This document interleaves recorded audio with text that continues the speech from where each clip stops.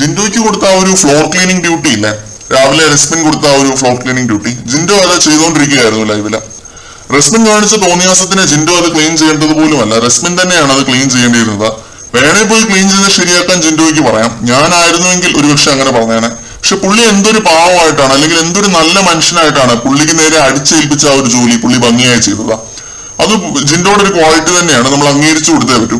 മുട്ടയുടെ തോടൊക്കെ റെസ്മിൻ എടുത്ത് എറിഞ്ഞിരുന്നു, അതൊക്കെ ക്ലീൻ ചെയ്യുന്നതിനിടയ്ക്കാണ് വെറും നാണം കെട്ട രീതിയിൽ ഗബ്രിയും അർജുനും കൂടി വട്ടം കൂടി നിന്ന് പുള്ളിയെ പ്രൊവോക്ക് ചെയ്തോണ്ടിരുന്നത്. എന്തൊക്കെയോ പറഞ്ഞ് പ്രൊവോക്ക് ചെയ്യായിരുന്നു രണ്ടുപേരും കൂടി നിന്ന്.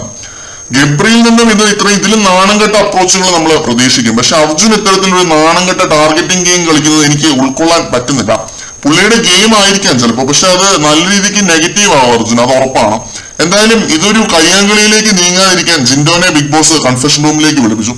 ഏറെക്കുറെ ഒരു കയ്യാങ്കളിയിലേക്ക് ഇത് നീങ്ങിയേനെ, കാരണം ഗബ്രിയുടെ പ്രൊവോക്കിംഗ് ആ രീതിയിലുള്ള അളവൊക്കെയുള്ള ഒരു പ്രൊവോക്കിംഗ് ആയിരുന്നു. ജിൻഡോ ക്ലീൻ ചെയ്യുന്നതിനിടയ്ക്ക് ക്ലീൻ ചെയ്ത സ്ഥലത്ത് പോയി നിൽക്കുക, അങ്ങനെ ആ രീതിയിലുള്ള ഒരു വെറും വൃത്തികെട്ട പ്രൊവോക്കിംഗ് ആയിരുന്നു. എപ്പോഴത്തേം പോലെ ഒരു മോട്ടിവേഷൻ അല്ല ബിഗ് ബോസ് ജിൻഡോയ്ക്ക് കൺഫെഷൻ റൂമിൽ വിളിച്ചു കൊടുത്തത്, ഒരു വാർണിംഗ് പോലെയാണ് ബിഗ് ബോസ് സംസാരിച്ചത്. സിജോയും റോക്കിയും തമ്മിലുള്ള പ്രശ്നം നിങ്ങൾ കണ്ടതല്ലേ, അപ്പം പേഴ്സണൽ സ്പേസ് മറന്ന് നിന്ന് സംസാരിക്കരുത്, ആ രീതിയിലാണ് ബിഗ് ബോസ് ജിൻഡോയോട് പറഞ്ഞത്. ഇത്രയും പേര് ടാർഗറ്റ് ചെയ്ത് കോർണർ ചെയ്ത് തളർന്നിരിക്കുന്ന ഒരു മനുഷ്യനെ ബിഗ് ബോസ് എങ്കിലും ഒന്ന് ആശ്വസിപ്പിക്കാമായിരുന്നു. പക്ഷെ ബിഗ് ബോസ് പറയുന്നുണ്ട് ഇതൊരു വെല്ലുവിളികൾ നടന്ന മത്സരമാണ്, അതുകൊണ്ട് ഇതൊക്കെ തരണം ചെയ്ത് വേണം വിജയം കൈവരിക്കാൻ.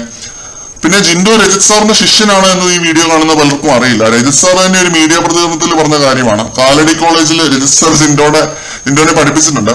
ബിഗ് ബോസിന്റെ കുതന്ത്രങ്ങൾ രജിത് സാർ ജിൻഡോയ്ക്ക് പറഞ്ഞു കൊടുത്തിട്ടുണ്ടോ എന്നറിയില്ല. എന്നിരുന്നാലും ജിൻഡോയുടെ ആ ഒരു ഇരിപ്പ് കണ്ടിട്ട് സത്യം പറഞ്ഞാൽ എനിക്കും സങ്കടം തോന്നി, പലർക്കും സങ്കടം തോന്നും അത് കണ്ടാല്.